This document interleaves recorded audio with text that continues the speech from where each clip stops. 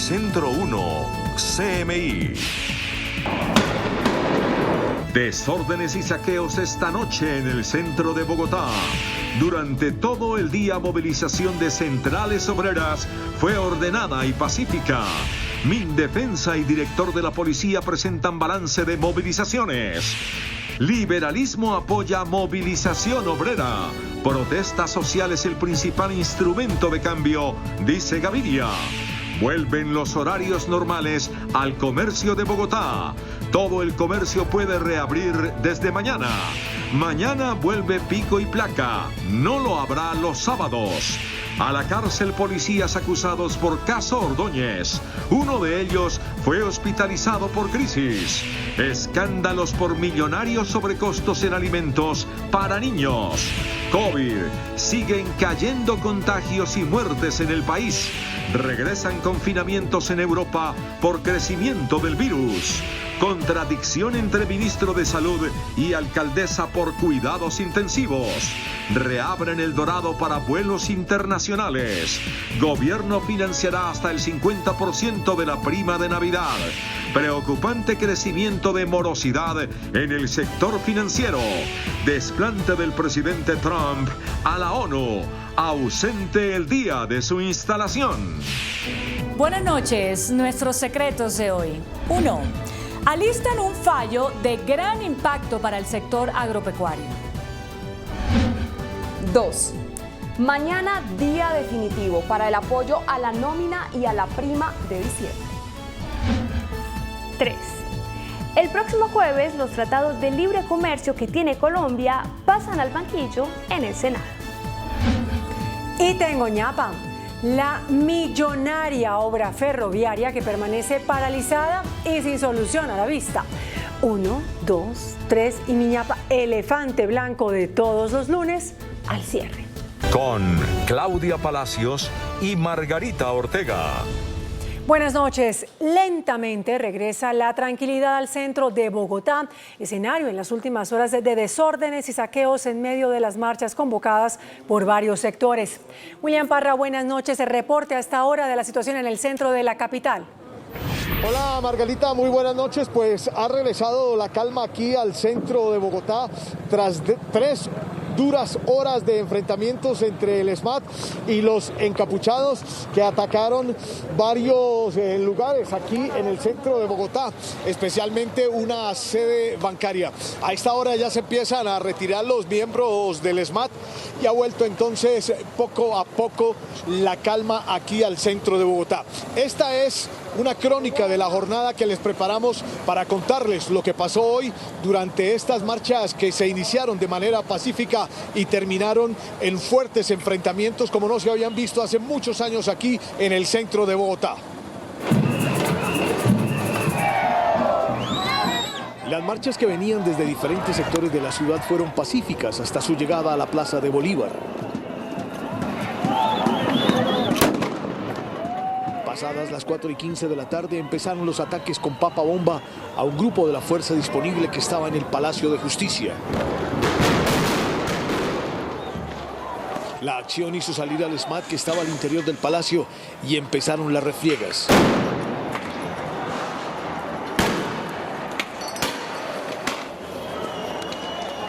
La sede de esta entidad bancaria en la 12 con séptima fue atacada por encapuchados. Rompieron los vidrios y los atacantes entraron y destruyeron todo a su paso. La reacción del SMAT no se hizo esperar y con el apoyo de 2 tanquetas se inició una de las más duras confrontaciones de los últimos tiempos en el centro de Bogotá.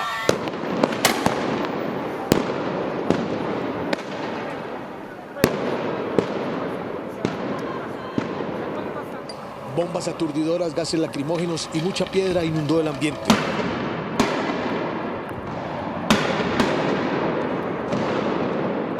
El caos fue total. Por toda la carrera séptima, el SMAT correteó a los encapuchados.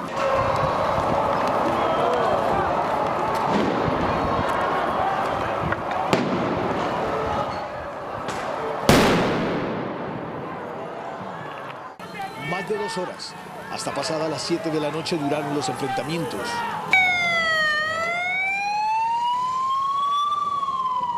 Los choques no dieron descanso.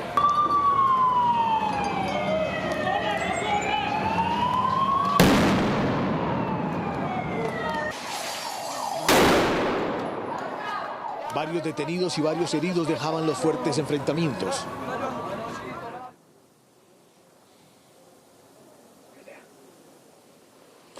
A las 9:06 de la noche nos hemos trasladado aquí a la esquina de la calle 12 con carrera séptima, justamente donde queda la sede del Banco Caja Social de Ahorros, que fue vandalizado. Aquí también se encuentran varias unidades del SMAT, y con estas imágenes de lo que sucedió aquí en este sector, aquí al lado del Palacio de Justicia, los dejamos para que ustedes vean cuán duros fueron los enfrentamientos que se registraron hoy entre los encapuchados y las unidades del SMAT, que aún hacen presencia para salvaguardar esta zona aquí en pleno centro de Bogotá, en el Palacio de Justicia. Y con esas imágenes, Claudia, regreso contigo con más Noticentro 1 CMI. Gracias, William. Y entre tanto, el ministro de la Defensa, Carlos Holmes Trujillo, y el director de la Policía General, Óscar Ateortúa, al entregar un balance de la jornada de protestas, reportaron la captura de 9 personas. Según el reporte de las autoridades, durante las manifestaciones la policía tuvo que intervenir en 8 hechos donde se registraron alteraciones de orden público. Una actuación criminal se presentó en contra de la Caja Social, que está en la carrera octava con calle 12, la cual vandalizaron, destruyeron y penetraron en ella con la intención de hurtar algunos elementos. 2 actuaciones también se presentaron en la ciudad de Pasto, una contra el CAI San Agustín y la otra en contra de algunas propiedades en el centro de la ciudad. El ministro de Defensa dijo que el balance es de tranquilidad y aseguró que la fuerza pública garantizó el derecho a las protestas. Actuó en aquellos casos bajo el marco de la Constitución, la ley, los protocolos y los reglamentos, en aquellos casos en los que se presentaron acciones violentas, vandálicas. 9 personas fueron detenidas en Bogotá y Pasto, según dijo el director de la policía. En Bogotá, las protestas colapsaron el tráfico, a lo que se sumó el cierre de la operación de Transmilenio. Miles de personas se vieron obligadas a regresar caminando a casa.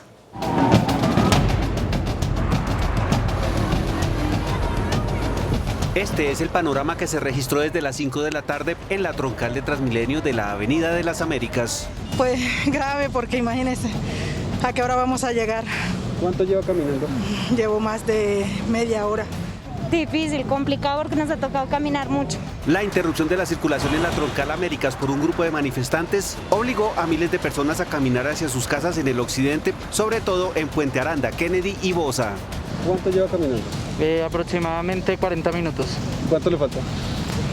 Ahora, no sé a qué hora va llegando, 8 o 9 de la noche. Me parece muy incómodo que la gente del Transmilenio nos hayan dejado así botados y que no nos hayan llevado por lo menos hasta la estación Las Américas. Esta noche, aún antes del cierre de operaciones de Transmilenio, la troncal de las Américas se convirtió en un espacio para peatones.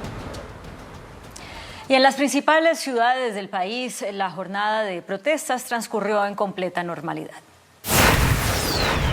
En la mañana, una caravana pacífica conformada por centrales obreras en vehículos recorrió Envigado, Itagüí y el centro de Medellín sin disturbios. Pero en la tarde, cerca de 2.000 estudiantes se concentraron en el Parque de las Luces y avanzaron hasta la Avenida Oriental en el centro de la ciudad, provocando fuertes desmanes. Lanzaron una bomba incendiaria contra una ventana del comando de la policía y destrozaron cajeros electrónicos y oficinas. En Cali, las centrales obreras recorrieron en vehículos varias vías en el norte de la ciudad hasta la sede del Ministerio de Trabajo. Luego, estudiantes de la Universidad del Valle se desplazaron por el nororiente en una masiva movilización. Una estación del Mío fue vandalizada. 6 cerraron el servicio y el sistema de transporte masivo tuvo que desviar varias rutas. 2 marchas en desarrollo del paro nacional se cumplieron en Barranquilla. Una de ellas inició en la Circunvalar y a pocos minutos de iniciar el recorrido fueron destruidas 2 vallas de respaldo al expresidente Álvaro Uribe Vélez. En el recorrido se produjeron escaramuzas que no pasaron a mayores en los CAI de las Mercedes y Parque Luis Carlos Galán, igual en la sede de la SEGIN. En Cicla y automóviles, los bumangueses salieron nuevamente a las calles. en esta ocasión convocados por los diferentes sindicatos del país. FECODE pidió a las autoridades investigación inmediata por el mal manejo que se le sigue dando al PAE en esta región del país. Por su parte, las empresas de transporte especial aseguraron que fueron abandonados por el gobierno nacional. En medio de la lluvia, las centrales obreras en Cartagena salieron a apoyar la marcha nacional con una caravana donde participaron vehículos y motocicletas. La manifestación partió desde la Villa Olímpica e hizo un recorrido por los barrios La María y San Francisco, donde se unieron decenas de ciudadanos. Diferentes sectores participaron de la convocatoria para la movilización que recorrió por las diferentes calles de Pasto, en donde no se presentaron daños materiales. Sin embargo, se presentaron algunos incidentes en el sector céntrico de la ciudad. El Partido Liberal respaldó la movilización obrera y por medio de su jefe único, el expresidente César Gaviria, aseguró que la protesta social es el principal instrumento de cambio democrático que tienen hoy los ciudadanos. El apoyo del Partido Liberal a las protestas de hoy en toda Colombia se dan porque, según el jefe de esa colectividad, el expresidente César Gaviria, el gobierno tiene una equivocada política fiscal de ayuda, pero a los más pudientes, en desmedro de los más necesitados. En su comunicado, el expresidente Gaviria manifiesta que, aún conociendo los riesgos que siempre existen en medio de las protestas pacíficas en todos los países de que se generen hechos de violencia que son originados por elementos de tendencias anárquicas y vandálicas, queremos expresar nuestra simpatía y solidaridad frente al paro convocado por las centrales obreras. Manifiesta Gaviria que la protesta social es el principal instrumento de cambio democrático del que hoy disponen nuestros ciudadanos y los de todas las latitudes. En su comunicado, Gaviria fue enfático en rechazar cualquier acto violento. A partir de mañana, Bogotá vuelve a la normalidad, al menos en lo que respecta al pico y placa de lunes a viernes. Ya no habrá más pico y cédula y Transmilenio no tendrá restricción de aforo. Mañana a las 6 de la mañana vuelve el pico y placa a Bogotá. Los vehículos con placas terminadas en número par empezarán con la restricción. De lunes a viernes, entre 6 de la mañana y 8 y media de la mañana, y entre 3 de la tarde y 7 y media de la tarde, tal cual se ha hecho antes. Necesario porque están esos trancones. Debieron haber hecho la pedagogía primero. A las excepciones vigentes se suman los vehículos de los profesionales de la salud, quienes lleven más de 3 ocupantes, los híbridos y quienes paguen un cobro por congestión equivalente a 2.066.000 pesos. Esto no es simplemente que el que tiene plata puede pagar. La persona que así lo desee puede contribuir entonces con su compensación económica, pero a su vez tiene que contribuir socialmente para poder entonces reciclar y contribuir con el medio ambiente. Y la segunda posibilidad es una contribución adicional a Bogotá Solidaria. A partir de este martes también se elimina el pico y cédula y los turnos por días para los sectores económicos, lo que significa que ahora podrán operar todos los días, pero controlando el aforo y con horarios diferenciales de ingreso. Comercio, restaurantes, manufactura, construcción entrarán después de las 10 de la mañana. Vamos a tratar de maximizar las 24 horas del día que tenemos para aprovechar el cupo epidemiológico de la ciudad. Es realmente buscar una reactivación del comercio. Todos los sectores reabren en Bogotá: gimnasios, iglesias, cines, billares y casinos. Los únicos que no están autorizados son bares, discotecas y conciertos. Se mantiene además la restricción para la venta de bebidas alcohólicas desde las 9 de la noche y hasta las 10 de la mañana. Una jueza de control de garantías envió a la cárcel a los patrulleros de la policía Juan Camilo Lloreda Cubillos y Harvey Damián Rodríguez Díaz, acusados por la muerte del abogado Javier Ordóñez. Para la juez, el ente acusador aportó los elementos suficientes para corroborar que presuntamente los dos uniformados participaron en el homicidio ocurrido el 9 de septiembre tras un procedimiento policial. Son dos policías encima de un ciudadano que ya está reducido, que ya no puede ni respirar, que no se puede mover, que pide que ya no le hagan nada más, y lo trataron con el menor respeto de la dignidad humana. Uno de los principales argumentos de la juez para ordenar la detención de los patrulleros se basa en un informe de medicina legal que documentó que Ordóñez recibió varios golpes contundentes que causaron una hemorragia interna. Se evidencian lesiones de traumas contundentes en múltiples segmentos corporales, laceraciones, cortes tangencial a la superficie cutánea herida en piel y tejido blando. Los policías serán recluidos en una sede de la policía en Facatativá. La Contraloría denunció millonarios sobrecostos en el programa de alimentación escolar. Lleva a cabo 184 investigaciones por esta razón. Las irregularidades en el programa de alimentación escolar PAEP, tanto en departamentos como municipios, durante la pandemia, van desde sobrecostos hasta incumplimiento de los estándares de calidad, según advirtió la Contraloría General. Hablamos de procesos de responsabilidad fiscal por 74.000 millones de pesos. El ente de control reveló que los sobrecostos que han sido detectados en el PAEP oscilan entre el 280 y el 470%. La entidad territorial puede estar pagando por una ración 500 pesos y el contratista solamente está entregando raciones por 200 pesos. La zona donde la situación es especialmente crítica es la costa atlántica. Los departamentos que en este momento presentan más responsabilidad fiscal son Bolívar, Sucre, Atlántico, Cesar, Guajira. En los últimos 30 días, la Contraloría General ha emitido 30 nuevas alertas por presuntos sobrecostos por 34.000 millones de pesos. Y también la Contraloría denunció presuntas faltas en el manejo de los bienes decomisados a la mafia por parte de la Sociedad de Activos Especiales.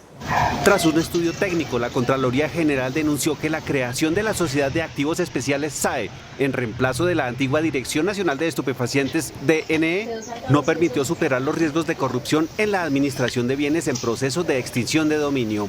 Luego de comparar el trabajo de la SAE con otros modelos internacionales, el ente de control llegó a la conclusión de que la SAE heredó el desorden administrativo y la dispersión de la información de la DNE. El diseño de administración de bienes incautados se limitó a crear esta entidad, desconociendo la procedencia, estado real y otras características de los bienes incautados. La Contraloría General, a través de la Delegada para el Sector Gestión Pública, consideró que elementos adoptados por otros países, como el seguimiento y control de los bienes, la creación de un sistema informático óptimo, un registro y la búsqueda de la rentabilidad, bien podrían aplicarse al modelo colombiano. De nuevo hubo un descenso en la cifra diaria de contagios y muertes por COVID-19. Colombia superó el número de casos positivos por COVID-19 a Perú. Ahora el país ocupa el puesto 5 en el mundo por número de contagiados. La lista la encabeza Estados Unidos con más de 7 millones de contagiados. Seguido aparece India, Brasil, Rusia y Colombia. La cifra de contagiados para este lunes es de 5.359, una de las más bajas de este mes. En total en el país son 770.435 contagiados. La cifra de muertes por COVID-19 en el país es de 24.397. Las cifras aumentaron con otras 189, de las cuales 164 son de días anteriores. La cifra de recuperados, aunque fue menor a la de ayer, registró 7.701 recuperados nuevos para un total de 640.900. Hoy se procesaron 23.776 pruebas. En el mundo ya son 31.452.418 contagiados. Las muertes son 968.241. El gobierno nacional y la alcaldesa de Bogotá están en contradicción con las cifras de ocupación de las camas de unidades de cuidado intensivo UCI. El ministro de Salud, Fernando Ruiz, afirma que van en aumento los pacientes en UCI y la mandataria capitalina asegura que hay un descenso. El ministro de Salud, Fernando Ruiz, expresó esta noche su preocupación por el incremento que se registra desde hace 10 días en la ocupación de camas en las unidades de cuidado intensivo en Bogotá. Pasamos en la ocupación de 1.841 pacientes a 1.491 en el momento del mayor descenso, con 350 pacientes nuevos. Sin embargo, a partir del estancamiento, entre el sábado pasado subimos de 1.412 a 1.439, con un aumento de 27 casos en un solo día por COVID-19. Este es un aumento que no esperábamos y que, si uno lo mira hacia atrás, parece estar relacionado con las aglomeraciones que se han dado por los diversos eventos de orden público que hemos tenido en la ciudad. La alcaldesa Claudia López había dicho antes que estaba contenta por la forma como las unidades de cuidado intensivo han venido atendiendo cada vez menos pacientes en la capital. Tenemos hoy, por fortuna, una ocupación baja de la muy amplia expansión de unidades de cuidado intensivo que ha hecho Bogotá. Tenemos un 54% de ocupación de UCIs destinadas para COVID en Bogotá. El ministro de Salud hizo un llamado a los ciudadanos para que comprendan que la pandemia no ha pasado y que el distanciamiento físico, el uso del tapabocas y las medidas de higiene son las únicas herramientas para impedir la propagación del virus. Los recursos del Fondo de Mitigación de Emergencias, el FOME, pueden ser utilizados en investigación para lograr una vacuna contra el COVID-19 o para pagar anticipos que exijan las farmacéuticas para eventualmente reservar vacunas para Colombia. Así lo señaló el Consejo de Estado al responder una consulta elevada por el Ministerio de Salud. La farmacéutica AstraZeneca, que desarrolla la vacuna contra el coronavirus en colaboración con la Universidad de Oxford, informó que un segundo voluntario mostró síntomas neurológicos sin explicación durante la tercera fase de los ensayos. Un documento interno de AstraZeneca, citado por medios internacionales, confirmaría que una mujer de 37 años, que estaba sana antes de ser voluntaria en la tercera fase de los ensayos clínicos de esta farmacéutica, le fue diagnosticado un trastorno neurológico poco común después de una dosis de la vacuna contra el COVID-19. Este es el segundo revés que sufre este desarrollo en menos de un mes, cuando tuvo que ser suspendido porque un paciente sufrió una reacción sospechosa, aunque AstraZeneca señaló que una revisión independiente determinó que en ambos casos se consideró poco probable que sean efectos adversos asociados a la vacuna. El presidente Duque pidió ayuda a la comunidad internacional para encontrar soluciones globales a la pandemia. Al comenzar sus participaciones virtuales en la Asamblea número 75 de Naciones Unidas, el presidente Iván Duque pidió a los países afrontar unidos el desafío sin precedentes que representa la pandemia del coronavirus. Un problema global requiere de soluciones globales, por lo que solo a través del multilateralismo, de la cooperación internacional y de la gobernanza global podremos mitigar las graves consecuencias de esta pandemia y construir así un mejor planeta. Al intervenir también virtualmente en la cumbre sobre el impacto del desarrollo sostenible, el presidente Duque pidió seguir acelerando la transición de la humanidad hacia energías limpias. Colombia reactivó con 7 países los vuelos internacionales. La normalización de la operación será gradual. Este es el momento en el que la aerolínea Spirit Airlines llega al Aeropuerto Internacional El Dorado de Bogotá, después de 6 meses de parálisis en la industria aérea por cuenta de las medidas de aislamiento para contener la propagación del coronavirus. En El Dorado se cubrieron 2 rutas de venida y de regreso con la Florida en los Estados Unidos. Se cumplieron con los protocolos de bioseguridad y la operación se está dando de forma gradual y paulatina. Nosotros como Migración Colombia tenemos en nuestra herramienta CheckMe, como les digo, es una herramienta para agilizar el proceso de atención e filtro. Los vuelos internacionales también llegaron a los aeropuertos de Río Negro y Cali. Se movilizaron 547 pasajeros en 3 vuelos, 2 de Spirit y 1 de Viva Air. La separación en fila de los 2 metros para que pasajero y pasajeros hagan su distanciamiento. Asimismo se destaca la entrada en operación de 63 rutas de vuelos domésticos. Estos primeros 20 días de operación de la fase 1 es que se lograron movilizar 193.101 pasajeros en los 16 aeropuertos que fueron habilitados en esta primera fase. Los pasajeros que no tengan la prueba PCR del no COVID tendrán que ir a cuarentena obligatoria. El director del INVIAS, Juan Esteban Gil, anunció billonarias inversiones para proyectos regionales.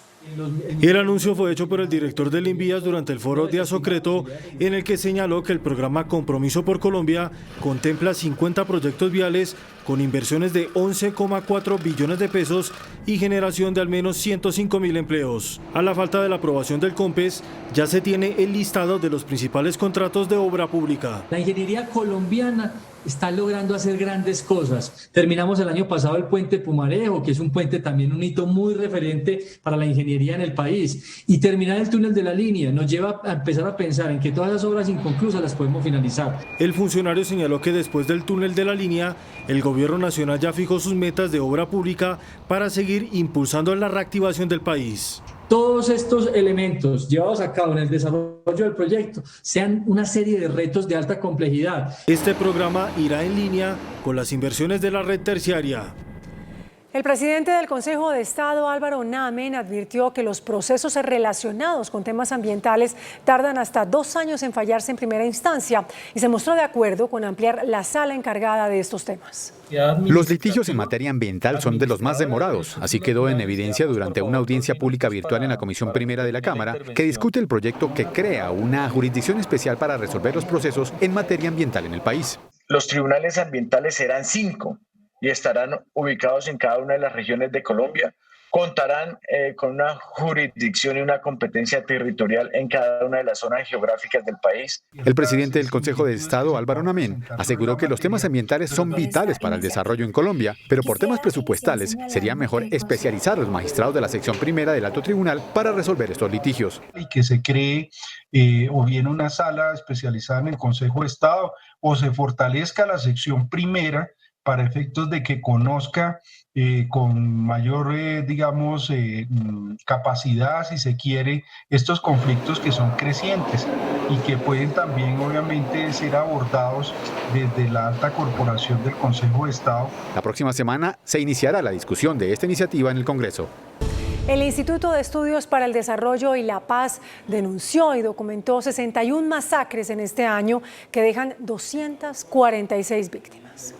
Un alarmante panorama sobre las masacres en el país documentó el Instituto de Estudios del Desarrollo y la Paz, dado que la Fundación Especializada tiene registros de 61 masacres que dejaron 246 víctimas en 19 departamentos del país. Hay una violencia desatada que trata de agredir a los jóvenes, sobre todo en muchas regiones, pero por supuesto disputas territoriales por narcotráfico, por minería, por negocios de tierras. Las 4 regiones donde mayor número de masacres se han registrado este año son Antioquia con 14, Cauca con 9, al igual que Nariño con 9 y Norte de Santander con 6 masacres. En los meses de agosto y septiembre las masacres aumentaron significativamente en relación con el primer semestre del año, cuando en los primeros meses se registró un máximo de 9 masacres en abril. Sin embargo, en los últimos 52 días se han documentado 33, 11 en agosto y 12 en septiembre. Y un informe de la Misión de Observación Electoral sobre Violencia Política en Colombia da cuenta que durante los primeros 6 meses del año fueron asesinados 81 líderes sociales, la mayoría de ellos indígenas y afro. El informe sobre violencia política que entregará este martes la MOE es muy paradójico. Habla de que si bien durante el tiempo de la cuarentena estricta hubo disminución de actos de violencia contra los líderes sociales, el número de asesinatos este año se ha incrementado a 30 de junio en relación con 2019. El año pasado hubo 61 líderes asesinados en el primer semestre, pero en el 2020, entre el 1 de enero y el 30 de junio, ya van 81. No solamente es el asesinato, tienes líderes que han tenido que desplazarse a Cali, a Medellín, a Cúcuta. Cuando los líderes se tienen que mover de su territorio, el incentivo del liderazgo queda completamente por el piso. Lo que queda es el miedo de una afectación frente a la vida. Donde más líderes sociales han asesinado es en Antioquia, Norte de Santander y Cauca. Con graves incidencias frente a los afros, a los líderes de las comunidades afro y líderes de las comunidades indígenas. El informe también hace énfasis sobre el desplazamiento forzado, los atentados y la presión psicológica que les quedan a las víctimas. Autoridades en Cauca y Nariño atribuyen a temas relacionados con el narcotráfico las masacres ocurridas en las últimas horas en esas regiones. Después del asesinato de 5 jóvenes menores de 22 años y un menor de edad en el sector de Munchique y corregimiento de Honduras, zona rural del municipio de Buenos Aires, las autoridades adelantaron un consejo extraordinario de seguridad. Del aumento en los cultivos de uso ilícito sin que sea este el único factor. Para ello, las estrategias de eliminar ese vínculo que existe entre la guerra y el narcotráfico. Se espera que en próximas horas los cuerpos de los jóvenes mineros sean entregados a sus familias, quienes planean un sepelio colectivo en la misma vereda donde ocurrió la masacre. La muerte de 4 personas en el municipio de Mosquera y una comunera en el municipio de Mayama convocó a un consejo de seguridad que dejó como conclusiones el incremento de fuerza pública en el sector. Presuntamente obedecen a las disputas por las rentas de las economías ilícitas que se están presentando en este sector. Además de fortalecer operaciones militares que permitan disminuir el accionar criminal en estos sectores. El gobierno subsidiará el 50% de la prima de diciembre para los y las trabajadoras que devenguen hasta $1.000.000. Así lo anunció el presidente Iván Duque. Así como el gobierno subsidió el 50% de la prima de junio, hará lo mismo en diciembre para todos los trabajadores con salario de hasta $1.000.000, anunció esta noche el presidente Duque. Ese es un mensaje supremamente importante. Se mantiene la misma condición que vimos en la prima de servicios de junio, la tendremos en el mes de diciembre. Subsidiamos el 50% de esa prima para los trabajadores si ganan hasta 1 millón de pesos en aquellas empresas que afectaron su facturación 20% o más. El gobierno además mantendrá el ingreso solidario para trabajadores informales hasta junio del año entrante, el plan de apoyo a la nómina hasta marzo e indefinidamente la devolución del IVA a los sectores más vulnerables. El viceministro de Hacienda, Juan Pablo Zárate, reveló que el Ejecutivo proyecta generar cerca de 1.700.000 nuevos empleos con un programa de inversiones de más de 170 billones de pesos. El gobierno llama Compromiso por Colombia, un programa de inversiones de 170 billones de pesos que ya puso en marcha para buscar estimular la reactivación de la economía nacional afectada por la pandemia del coronavirus. Con esto en mente, entonces los objetivos del plan, señor presidente, son que el Producto Interno Bruto crezca 2% más de lo que hubiera crecido permanentemente sin el plan, que tuviéramos, como usted lo ha dicho, señor presidente, 1.700.000 empleos adicionales. El viceministro Zárate subrayó que este esfuerzo no lo hará solo el gobierno, porque requerirá del apoyo de la empresa privada para lograr el objetivo de la reactivación. El secretario general de la Presidencia, Diego Molano, reveló que más de 25.000 empresas y cerca de 1 millón de trabajadores en Bogotá han recibido apoyo económico del gobierno. Sin mencionarla, pero en lo que se considera un claro recordatorio a la alcaldesa de Bogotá, Claudia López, de lo que ha hecho el gobierno por la reactivación económica y social de los habitantes de la capital, el secretario general de la Presidencia, Diego Molano, presentó esta noche parte de esas realizaciones. ¿Cómo se ha apoyado a los trabajadores, a la micro, a la pequeña y mediana empresa y cómo está planeando el gobierno apoyarlos directamente, sobre todo en una ciudad que hoy presenta una tasa de desempleo del 26% y que requiere acelerar ese proceso de reactivación? Hoy ya hay 74.000 micro, pequeñas y medianas empresas en Bogotá que reactivaron su proceso productivo utilizando protocolos de bioseguridad. Recordó Diego Molano que el subsidio a la prima, a la nómina, el ingreso solidario, entre otros, son programas que favorecen a millones de ciudadanos y empresas asentados en Bogotá. El presidente de Asobolsa, Jaime Humberto López, afirmó que la pandemia aumentó las inversiones en el mercado de capitales por las volatilidades del dólar y el petróleo. La situación económica por cuenta del coronavirus tiene a varios sectores al borde de la quiebra. Sin embargo, el mercado de capitales, que en marzo, abril y mayo mostró sus peores cifras, ha venido recuperándose y las cifras son más que positivas. La volatilidad en el precio del dólar y el petróleo generaron un giro en los inversionistas que llegaron al mercado de bonos o renta fija. Este mercado movilizó más de 142 billones de pesos en agosto y las acciones más golpeadas por la pandemia negociaron hasta 4 billones de pesos. La gente ha buscado refugio en los fondos de inversión colectiva. Se han dado cuenta que es una inversión muy importante. El mercado bursátil cuenta con la liquidez suficiente y sigue siendo una oportunidad de financiamiento para las empresas que están en crisis. Las mismas bancas de inversión han vuelto a recuperar el interés de muchas empresas por estructuración de créditos importantes. Se espera cerrar el año con cifras positivas. Las deudas en mora con la banca van en aumento. Más de 500.000 de clientes han reestructurado sus obligaciones. En medio de la crisis de la pandemia del coronavirus, la cartera vencida de los bancos sigue aumentando, según el reporte entregado hoy por el superintendente financiero Jorge Castaño. Llevan a pensar que al finalizar el año 2020 la cartera vencida puede llegar a una cifra muy cercana al 11% aproximadamente. Y durante el primer trimestre del año 2021, ese indicador de cartera vencida puede estarse aproximando al 12%, 12,5% aproximadamente. Asobancaria dio un parte de tranquilidad en materia de solvencia. La solidez del sistema financiero se mantiene. El indicador de solvencia está por encima del 14%, lo cual es bastante superior al nivel mínimo regulatorio del 9%. Se calcula que unos 585.000 deudores han reestructurado créditos por más de 8,5 billones de pesos. El ex codirector del Banco de la República, Salomón Kalmanovitz, calificó como conspiración del gobierno la intención del ministro de Hacienda, Alberto Carrasquilla, de asumir la gerencia del emisor. Para el economista y catedrático, el afán del gobierno por apoderarse de la gerencia del emisor pone en riesgo la independencia y la autonomía del principal órgano en materia de política monetaria del país. Todo por la intención del ministro de Hacienda, Alberto Carrasquilla, de llegar a este cargo una vez salga Juan José Chavarría. Es como una gran conspiración para hacerse a todo el poder del Estado y es peligroso para la democracia y para el equilibrio de poderes y los pesos y contrapesos que debe tener todo gobierno democrático. Asimismo señala que hay una clara presión del gobierno con la decisión de la Corte Constitucional. El gobierno está presionando a la Corte para que inhabilite a Chavarría y dejarle así las manos libres al ministro de Hacienda Carrasquilla, que concentre también o tenga una gran influencia sobre la gerencia del Banco de la República. El excodirector del Banco de la República señala que el gobierno viene apoderándose de a poco de los entes del Estado.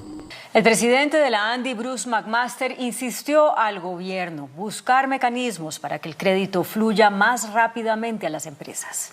La vicepresidenta Marta Lucía Ramírez y el presidente de la ANDI, Bruce McMaster, coincidieron en una reunión virtual en el marco de la Comisión Consultiva para el Financiamiento Empresarial, en el cual se buscan reactivar las empresas para generar empleo y crecimiento pospandemia. ¿Cómo hacer para que el Fondo de Garantía, Fondo Nacional de Garantías, sea más utilizado por los bancos y pueda haber más acceso, digamos, por parte de empresas de todos los tamaños? De tal forma que hemos escuchado los planteamientos sobre las garantías, sobre las tasas de interés, sobre la manera en que podemos tener más acceso del sector real a la financiación. En 15 días el gobierno anunciará un nuevo paquete de medidas concertadas con la empresa privada para continuar con la reactivación. Avianca explicó hoy los millonarios pagos realizados a sus directivos en medio de la crisis desatada por el coronavirus. A través de un comunicado, Avianca explicó millonarios pagos efectuados a sus directivos en medio de la crisis por el coronavirus. Una parte de estos pagos está relacionada con obligaciones laborales correspondientes al año 2019, según la comunicación oficial de la aerolínea. La versión fue respaldada por el sindicato. No son bonos, son obligaciones laborales correspondientes al perfilamiento de la deuda del 2019. La aerolínea explicó también que adelanta un plan de retención que se desarrolló para buscar que permanezca el equipo directivo de la empresa en medio del proceso del capítulo 11 en Estados Unidos. La Superintendencia de Industria y Comercio sancionó a Claro y a la ETB por vulnerar los derechos de los usuarios. El ente supervisor resolvió procesos desde 2017 en contra de la empresa de telecomunicaciones de Bogotá, ETB, y Claro Colombia por inconsistencias en la prestación del servicio. La superintendencia, que falló a favor de los usuarios, impuso multas de 320 millones de pesos, ya que las empresas de telecomunicaciones tuvieron fallas en la prestación de voz y datos. Además, incumplió con los términos del contrato definidos desde un principio. De igual manera, se alega que las compañías hicieron caso omiso a las indicaciones de la superintendencia, para lo cual Claro Colombia señaló que sí actuó con base en lo ordenado por la ley. Por ello, anunció que apelará la multa impuesta por la entidad. El índice de capitalización de la bolsa, que mide el comportamiento de las 20 principales acciones, cerró a la baja. El índice de capitalización de la Bolsa de Valores de Colombia bajó 0,75% a 1.197 puntos. La acción de preferencial Cementos Argos fue la que más subió, con una valorización de 3,13% a 3.950 pesos. La acción de Ecopetrol fue la que más bajó, con una pérdida de 4,49% a 2.020 pesos. La acción más negociada de la jornada fue la de Ecopetrol, al movilizar más de 23.000 millones de pesos. Y el dólar cerró al alza. Indicadores económicos en Noticentro 1 CMI. La tasa representativa del mercado, que regirá para mañana martes, será de 3.790 pesos con 54 centavos. Los profesionales del cambio compran la divisa en promedio en 3.510 pesos y la venden en 3.550 pesos. Un euro cuesta 4.459 pesos con 50 centavos. La libra de café en Nueva York se cotizó $1 con 12 centavos. El azúcar se transó en 12,57 centavos de dólar la libra. El barril de petróleo WTI se cotizó en $39.80. La referencia Brent para Colombia se cotizó en $41.72. Una acción de Ecopetrol cuesta 2.020 pesos. España reportó 3.000 nuevos casos de COVID-19 en las últimas 24 horas. Se ordenó un nuevo confinamiento para el sur de Madrid. El sur de Madrid amanece este lunes con fuertes medidas para limitar la movilidad, que afecta a 850.000 habitantes repartidos por 6 distritos de la capital española, sobre todo en el sur y otros 7 municipios de la región, con el objetivo de frenar la expansión del COVID-19. Este semi-confinamiento, que afecta a las zonas más deprimidas y más pobladas de Madrid, supone que solo se podrá salir de las zonas afectadas para actividades imprescindibles como ir a trabajar, acudir a la universidad o cuidar a un mayor.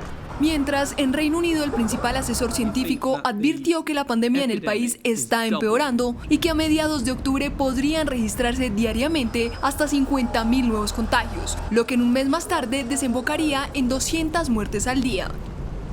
La bolsa de Nueva York y los mercados europeos cayeron con fuerza en medio de la fuerte preocupación por el aumento de los casos de coronavirus y la posibilidad de un rebrote generalizado.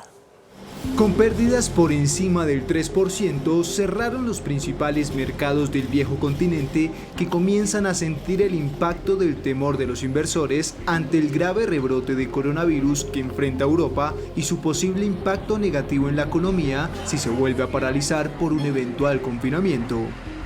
En Wall Street, el Dow Jones, el principal índice del parque neoyorquino, se desplomó 1,84% al ceder más de 500 puntos. El Standard & Poor's 500 cayó 1,16%, mientras el Nasdaq, el indicador de los grandes valores tecnológicos, perdió 0,13%. El presidente de Estados Unidos, Donald Trump, no participó en la cumbre virtual para conmemorar los 75 años de Naciones Unidas, a pesar de que su intervención a distancia había sido confirmada. Pese a que en la agenda que divulgó Naciones Unidas indicaba que Donald Trump iba a participar en la cumbre virtual sobre los 75 años de la organización, el mandatario estadounidense no realizó su intervención en un gesto que fue considerado como un desplante. La ausencia de Trump, sobre la cual la Casa Blanca no dio explicaciones, contrastó con el compromiso de los más de 100 jefes de Estado que enviaron una declaración para conmemorar la fundación de la ONU en 1945. Ni siquiera el secretario de Estado, Mike Pompeo, o la embajadora de Estados Unidos ante la ONU, Kelly Craft, reemplazaron a Trump en esta cumbre, y el mensaje de bienvenida quedó en manos de la viceembajadora interina de la misión, Cheryl Norman Chalet.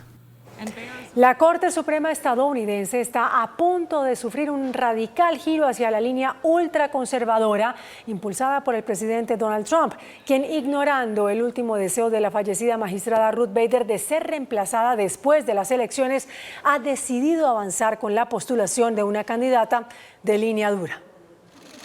Tras la muerte de la magistrada Ruth Ginsburg el pasado viernes, un giro inesperado se dio en la campaña electoral de Estados Unidos a tan solo 43 días de las elecciones presidenciales. El presidente Donald Trump anunció que nominará antes de que termine esta semana a la persona que reemplazará a Ginsburg, decisión que puede acabar con el perfil liberal y moderado que había manejado el máximo tribunal por años y se volcará a la ultraderecha.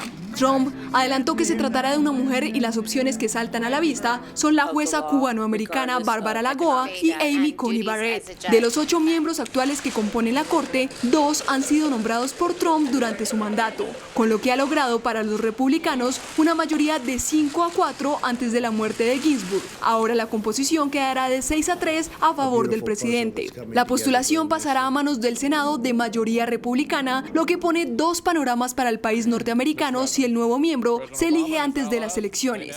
Uno, que si Trump se queda en la Casa Blanca tendría no solo al Senado de su lado, también a una tercera parte de la Corte a su favor. O 2, que si eventualmente Joe Biden gana la presidencia, tendría que trabajar con ambos prácticamente en contra.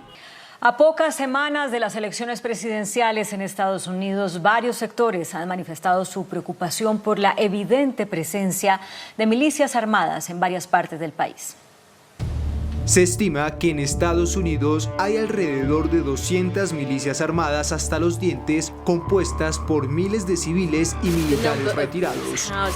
Su presencia con rifles de asalto y ropa de camuflaje ha sido notoria en protestas recientes contra las medidas de confinamiento por el coronavirus y también han confrontado algunas manifestaciones contra el racismo.